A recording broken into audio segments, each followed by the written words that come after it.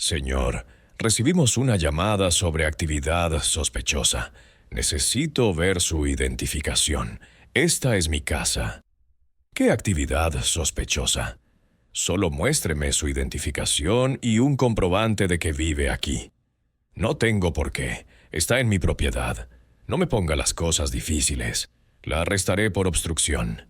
Soy abogada del Departamento de Justicia. No tiene motivos. Váyase.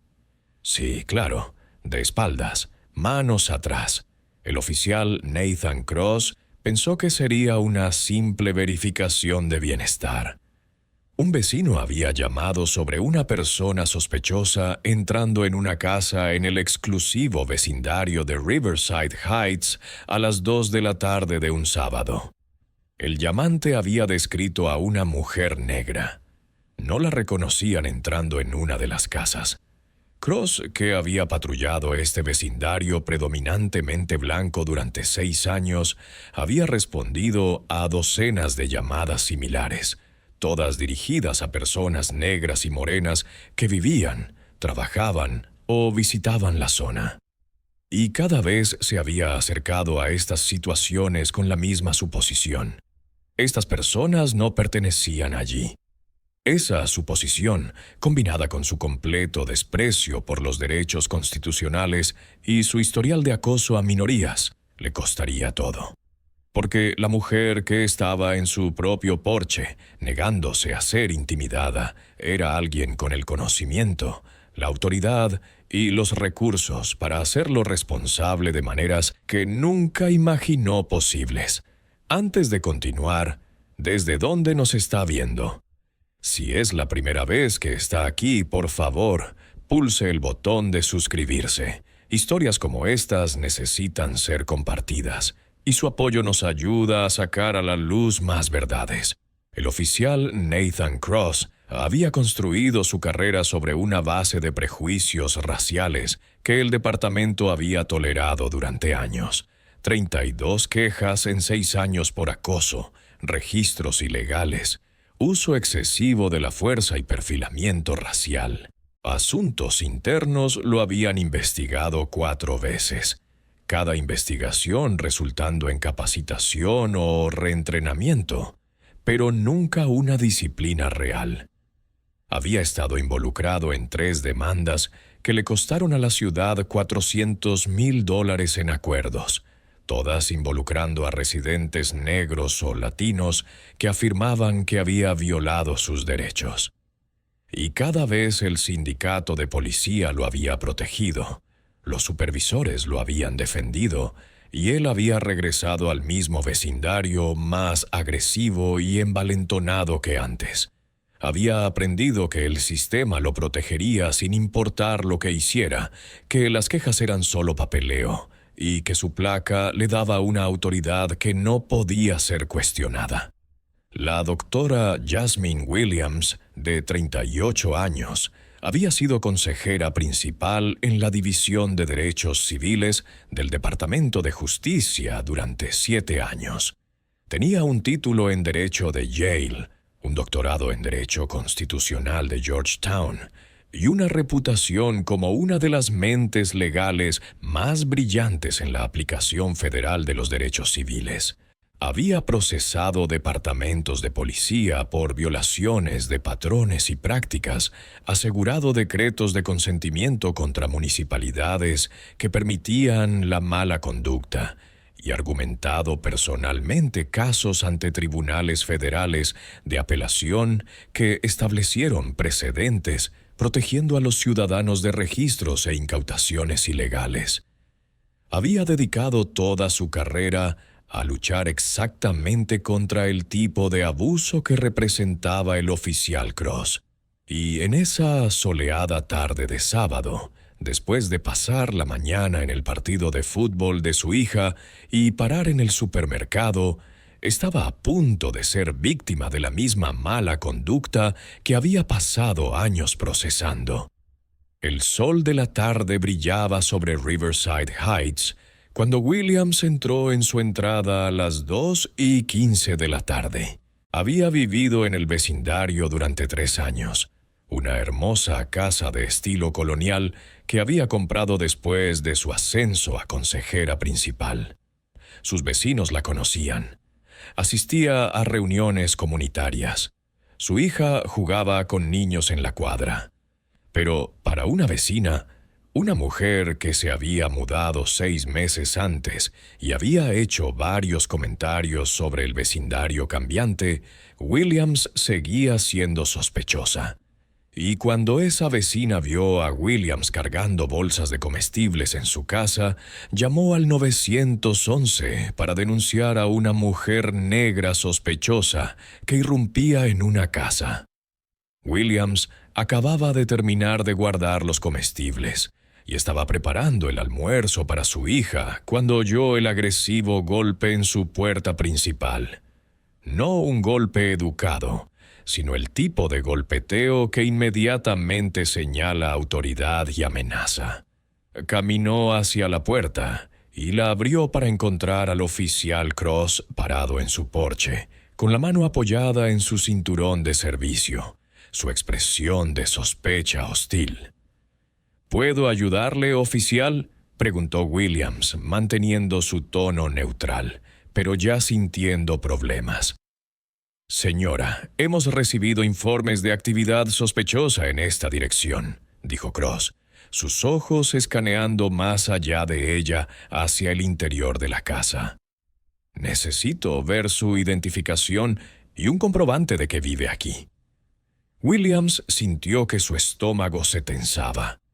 Había lidiado con esto antes, no tan a menudo desde que se convirtió en propietaria en este vecindario, pero suficientes veces para saber exactamente lo que estaba sucediendo. Alguien había llamado a la policía porque vieron a una mujer negra y asumieron que no pertenecía.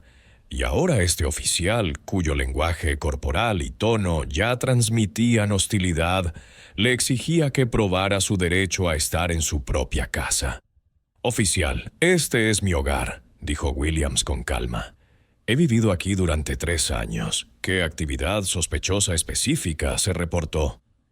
La mandíbula de Cross se apretó. No le gustaba que lo cuestionaran. Alguien informó haberla visto entrar en esta propiedad. Necesito verificar su identidad y que tiene derecho legal a estar aquí. No necesito verificar nada, dijo Williams, su formación legal tomando el control.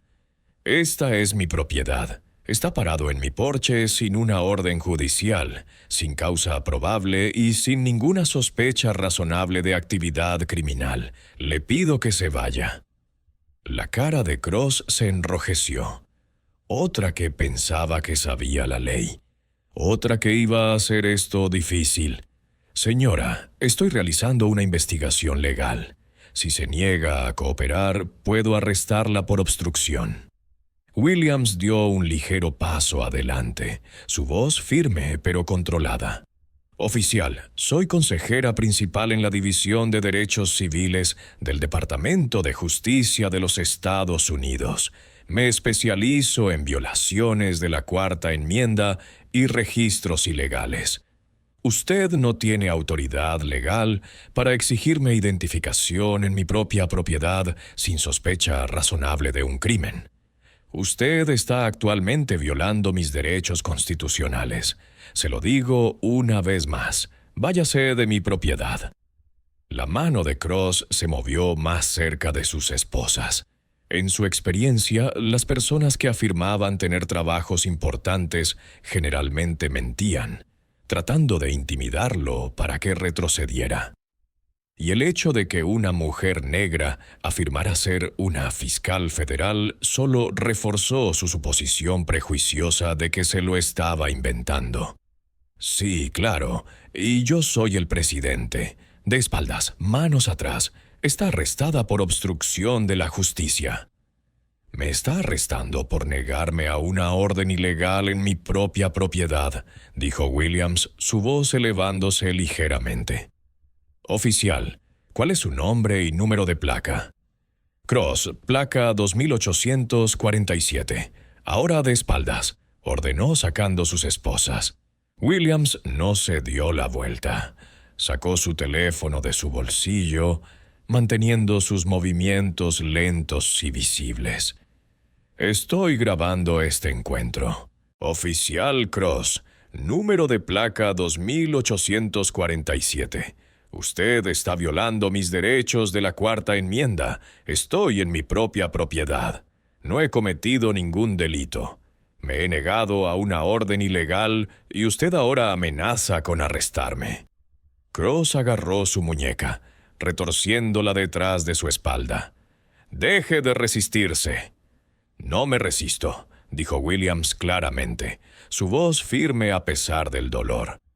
«Estoy parada en mi propio porche. Usted está usando la fuerza contra mí sin justificación legal».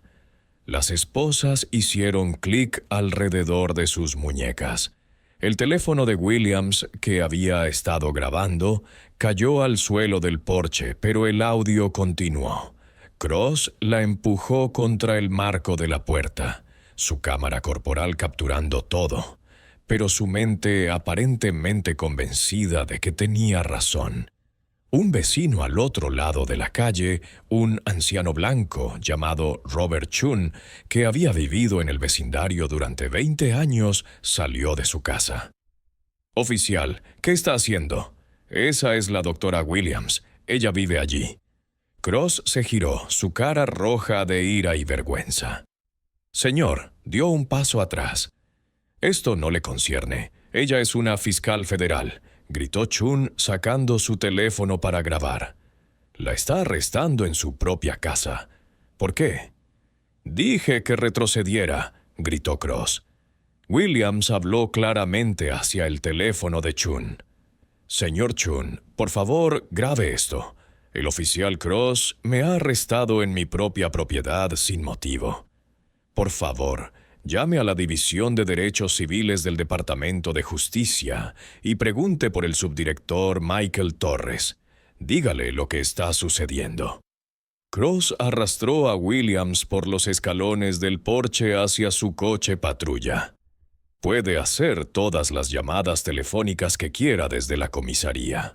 Mientras Cross abría la puerta trasera de su coche patrulla, otra vecina, una mujer que había asistido a reuniones comunitarias con Williams, se acercó corriendo. «Oficial, está cometiendo un gran error. Esa es la doctora. Jasmine Williams. Trabaja para el Departamento de Justicia. Vive aquí. Todos la conocemos». Cross la ignoró, empujando a Williams al asiento trasero. Mientras caminaba hacia el lado del conductor, murmuró para sí mismo, palabras que su cámara corporal capturó claramente. «Estas personas siempre pretenden ser algo que no son. Probablemente una empleada doméstica intentando robar el lugar. ¿Deberían los oficiales de policía enfrentar cargos criminales cuando arrestan a propietarios en sus propias residencias sin causa? Comente sus pensamientos abajo. Esto ya no era solo acoso. Era una fiscal federal especializada en violaciones de derechos civiles, siendo arrestada por un oficial cuya parcialidad lo había cegado al catastrófico error que estaba cometiendo. El viaje de 15 minutos a la comisaría fue silencioso, excepto por la radio de Cross. Williams se sentó en el asiento trasero, su mente ya trabajando a través de las implicaciones legales, la entrada ilegal a su propiedad, la exigencia de identificación sin sospecha razonable, el arresto por obstrucción cuando no había cometido ningún delito, el uso de la fuerza, el desprecio de los testigos que intentaron corregir su error y, lo más dañino, su comentario grabado que revelaba su prejuicio racial. Esto no era solo una violación de los derechos civiles, era un delito federal, privación de derechos bajo color de ley, y Cross acababa de cometerlo contra una de las abogadas más calificadas del país para procesarlo por ello. En la comisaría, Cross llevó a Williams a través del proceso de fichaje, todavía convencido de que había realizado un arresto legítimo. pero cuando la sargento de guardia, la oficial María Santos, vio quién estaba siendo traída, su rostro pasó de la confusión al horror en segundos. «Cross, ¿quién es esta?», preguntó Santos, levantándose de su escritorio. «Obstrucción de la justicia», dijo Cross con confianza. Se negó a proporcionar identificación durante una verificación de bienestar. Se puso agresiva, interfirió con mi investigación. Santos miró a Williams reconociéndola. «Señora, ¿cuál es su nombre?» «Doctora Jasmine Williams, consejera principal, División de Derechos Civiles del Departamento de Justicia de los Estados Unidos», dijo Williams con calma. «El oficial Cross me arrestó en mi propio porche sin orden judicial, sin causa probable y sin ninguna justificación legal. Me gustaría que me quitaran estas esposas y me gustaría hablar con su comandante de turno de inmediato». La mano de Santos fue hacia su teléfono. «Cross, trae al capitán aquí ahora mismo». «Eso no es necesario», protestó Cross. «Verifiqué el arresto». «Dije que traigas al capitán», le espetó Santos. «Acabas de arrestar a una fiscal del Departamento de Justicia en su propia casa». 10 minutos después llegó el capitán Richard Sullivan. Miró a Williams, todavía esposada, y su rostro perdió todo color. Había conocido a Williams antes en un seminario de policía comunitaria 2 años antes. Sabía exactamente quién era, qué hacía y qué significaba esto. «Doctora Williams», dijo Sullivan, su voz tensa con un pánico apenas controlado. «Lo siento mucho. Esto es inaceptable». Él le quitó personalmente las esposas. «¿Puede decirme exactamente qué sucedió?». Williams lo expuso metódicamente, como la abogada que era. El golpe en su puerta, la exigencia de identificación de Cross, su explicación de que estaba en su propia propiedad, su identificación como consejera del Departamento de Justicia, el desprecio de Cross por sus credenciales, el arresto por negarse a una orden ilegal, los testigos que intentaron intervenir, y la declaración grabada de Cross sobre estas personas que siempre pretenden ser algo que no son. Sullivan se giró hacia Cross, que ahora estaba de pie contra la pared, la realidad comenzando a asimilarse. ¿Es esto cierto? Estaba respondiendo a una llamada de persona sospechosa, dijo Cross, su voz carente de su confianza anterior. Ella se negó a cooperar. «Así que yo...». «Arrestó a una fiscal federal en su propia propiedad por negarse a una orden ilegal», terminó Sullivan. «Fuera de mi vista. Está suspendido de inmediato pendiente de investigación. Entregue su placa y arma ahora». La cara de Cross se puso pálida. «Capitán, yo solo... placa y arma ahora». La voz de Sullivan no dejaba lugar a discusión. Williams observó a Cross torpemente con su placa, la realidad de su situación finalmente rompiendo su arrogancia. Acababa de arrestar a una consejera principal del Departamento de Justicia especializada en violaciones de derechos civiles en su propia propiedad, ante cámara, con testigos, y sus propias palabras habían revelado su prejuicio racial. «Doctora Williams», dijo Sullivan después de que Cross abandonara la sala, «llevaremos a cabo una investigación completa. ¿Me aseguraré personalmente?» «Capitán Sullivan», interrumpió Williams, su voz profesional pero con un filo de acero. «Esto no será manejado por su División de Asuntos Internos. Presentaré una queja federal. El Departamento de Justicia investigará al oficial Cross por privación de derechos bajo color de ley. El FBI revisará toda su carrera en busca de patrones y violaciones de prácticas, y presentaré una demanda civil contra el oficial Cross y este departamento por violación de mis derechos de la Cuarta Enmienda, arresto ilegal y uso de fuerza sin justificación». Sullivan asintió lentamente. Sabía que esto vendría, pero oírlo dicho con tanta claridad lo hacía real. Entiendo. ¿Hay algo más? Sí, dijo Williams. Quiero que todas las grabaciones de la cámara corporal, todas las grabaciones de despacho, todos los documentos relacionados con este arresto se conserven y se proporcionen a los investigadores federales dentro de las 24 horas.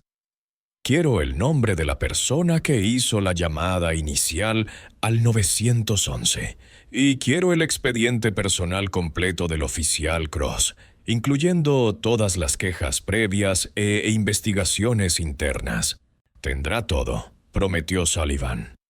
Williams salió de la comisaría 90 minutos después de ser arrestada.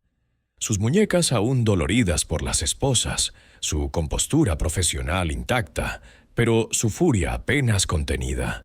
Se fue a casa, vio a su hija, que estaba con una amiga, y luego hizo una serie de llamadas telefónicas que pondrían en marcha una investigación federal como ninguna otra que el Departamento de Policía de Riverside Heights hubiera enfrentado jamás.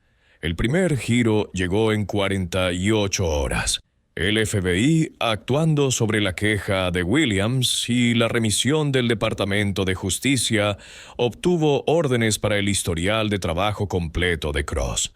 Lo que encontraron fue aún peor de lo esperado. Durante 6 años, Cross había realizado 847 paradas en Riverside Heights. De ellas, 623 involucraban a personas negras o latinas, a pesar de que el vecindario solo tenía un 12% de residentes minoritarios.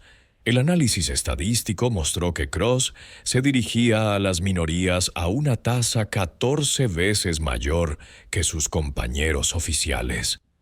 Había realizado 127 verificaciones de bienestar en respuesta a llamadas de personas sospechosas y 119 de ellas involucraban a personas de color que luego fueron verificadas como residentes, trabajadores o visitantes legítimos. Pero el descubrimiento más dañino provino de las propias comunicaciones de Cross. El equipo forense del FBI recuperó mensajes de texto eliminados de su teléfono personal que mostraban un patrón de comentarios racistas compartidos con otros oficiales. Mensajes burlándose de residentes de color, celebrando paradas agresivas y bromeando sobre hacer que las minorías demostraran que pertenecían al vecindario. Los mensajes crearon una imagen clara de un oficial que veía su trabajo no como servir a la comunidad, sino como proteger los vecindarios blancos de las personas negras y morenas. El segundo giro llegó 3 meses después de la investigación, cuando los fiscales federales anunciaron que estaban acusando a Cross de múltiples delitos graves, encarcelamiento ilegal y violaciones de derechos civiles. Pero también anunciaron algo sin precedentes. Estaban acusando a Cross bajo un estatuto federal de uso infrecuente que convertía en delito que los agentes del orden público participaran en un patrón o práctica de violaciones de derechos. El estatuto conllevaba penas agravadas y requería que los fiscales probaran una mala conducta sistemática, no solo un incidente aislado. El caso de Williams no fue la única evidencia.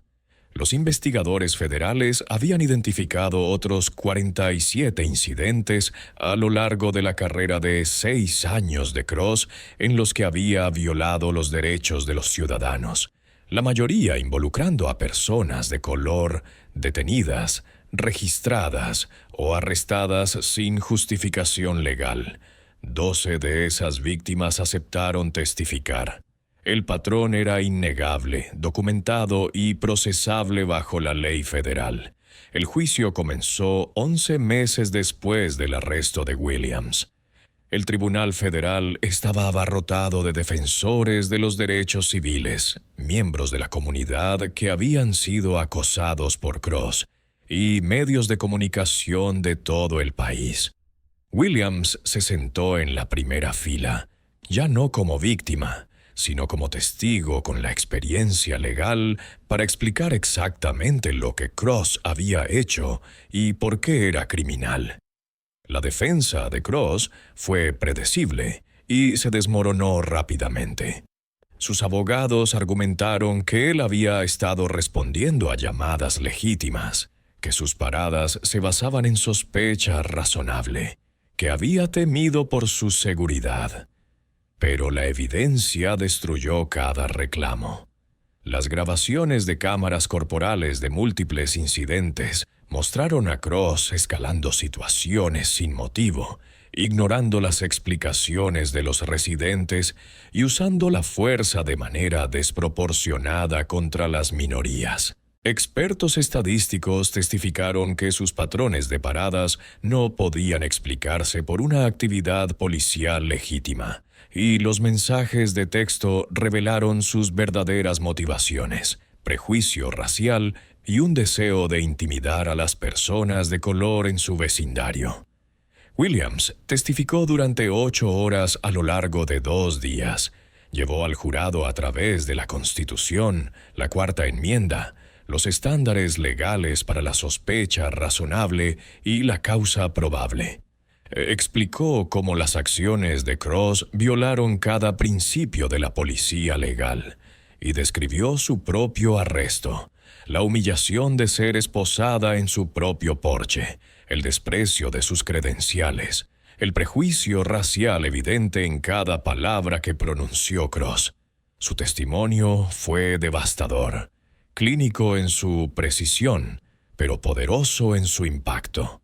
El momento más dañino llegó cuando los fiscales reprodujeron el audio de la cámara corporal de Cross del arresto de Williams. El jurado escuchó su comentario murmurado: «Estas personas siempre pretenden ser algo que no son. Probablemente una empleada doméstica intentando robar el lugar». En el silencioso tribunal, esas palabras flotaron en el aire como una acusación de todo lo que estaba mal con la policía de Cross. El jurado deliberó durante 2 días. Encontraron a Cross culpable de todos los cargos: privación de derechos bajo color de ley, encarcelamiento ilegal, patrón y práctica de violaciones de derechos civiles, y 3 cargos de arresto ilegal.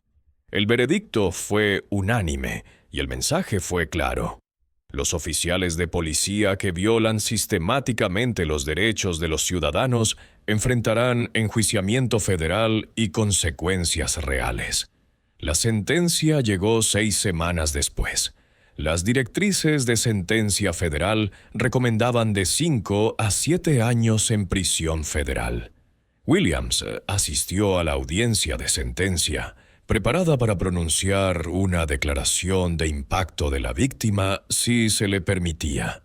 El juez de distrito Senior Harold Martínez revisó la evidencia a fondo antes de pronunciar sentencia.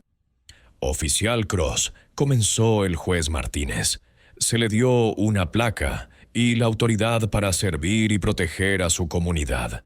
En cambio, utilizó esa autoridad como un arma contra personas que consideraba que no pertenecían, basándose únicamente en el color de su piel. Violó los derechos constitucionales de docenas de ciudadanos. Traumatizó familias, erosionó la confianza de la comunidad en la aplicación de la ley, y cuando arrestó a la doctora Williams, una fiscal federal, en su propia propiedad, demostraste que tu sesgo estaba tan arraigado que ni sus credenciales, su profesión, ni su pericia legal pudieron penetrar tu prejuicio». Hizo una pausa, mirando directamente a Cross. «La evidencia muestra un patrón de mala conducta que abarca 6 años, 47 violaciones de derechos documentadas, cientos de detenciones discriminatorias y un desprecio total por el juramento que hiciste de defender la Constitución. Este tribunal considera que usted es un peligro para los derechos civiles y que es necesaria una sentencia significativa para reflejar la gravedad de sus delitos y disuadir a otros oficiales de una conducta similar».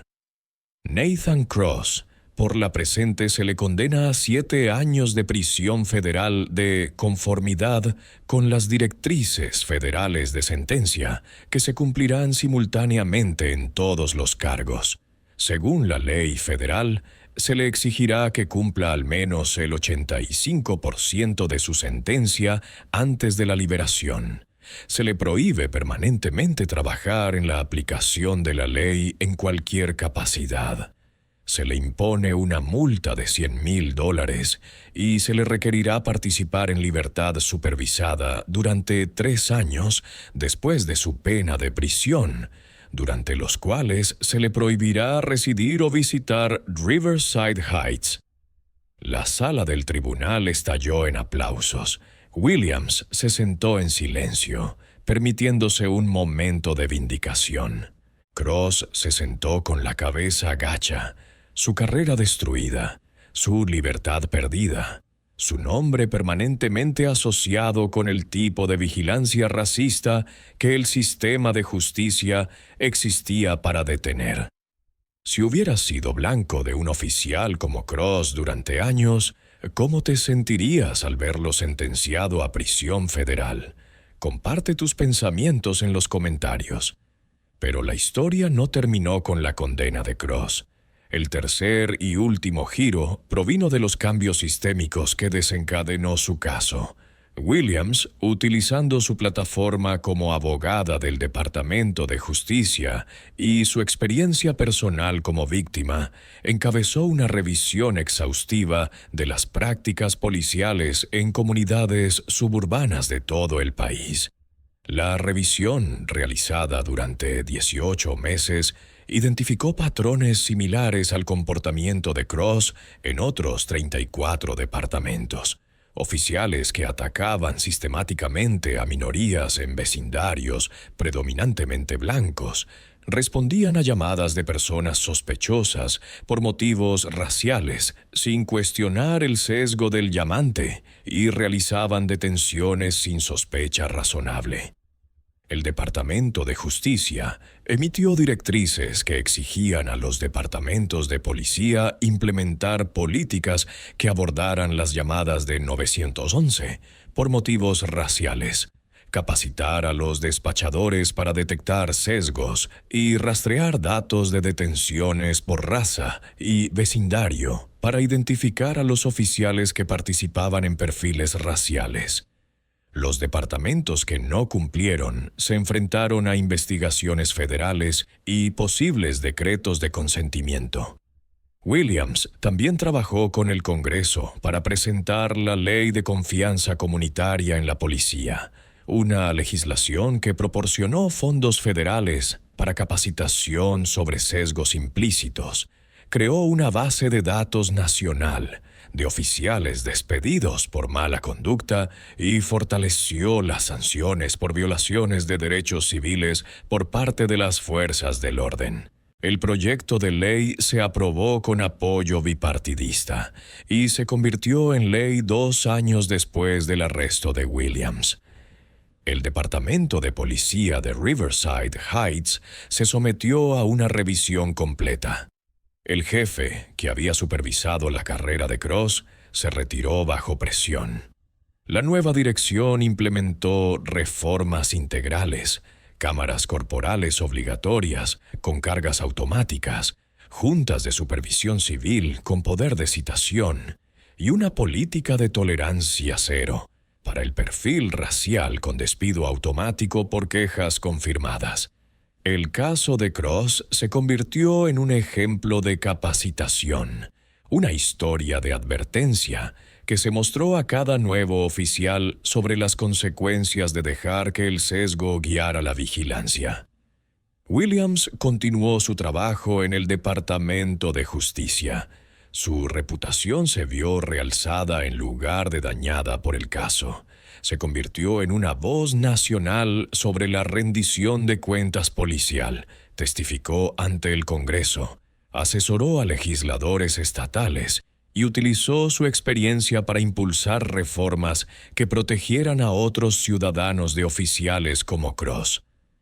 había convertido su victimización en un catalizador para el cambio sistémico. En cuanto a Cross, sus años en prisión federal fueron exactamente como lo describió la jueza Martínez. Cumplió su condena en una instalación de seguridad media, obligado a cumplir al menos el 85% de su sentencia de 7 años. Los registros penitenciarios mostraron que luchó con la pérdida de identidad que conllevaba ya no ser un oficial de policía.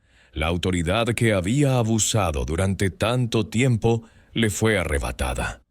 Las evaluaciones psicológicas señalaron que continuó culpando a otros por su condena, mostrando poca comprensión de cómo su sesgo había destruido vidas y su propia carrera. La vecina que había hecho la llamada original al 911 enfrentó sus propias consecuencias. Su identidad se hizo pública durante el juicio y la respuesta de la comunidad fue rápida. Los vecinos organizaron reuniones para abordar la cultura que había permitido tales llamadas. La mujer finalmente se mudó, incapaz de enfrentar la reacción violenta de un vecindario que finalmente había enfrentado su propia complicidad en permitir que oficiales como Cross actuaran impunemente. El hogar de Williams siguió siendo su santuario, pero el porche donde había sido arrestada se convirtió en un símbolo.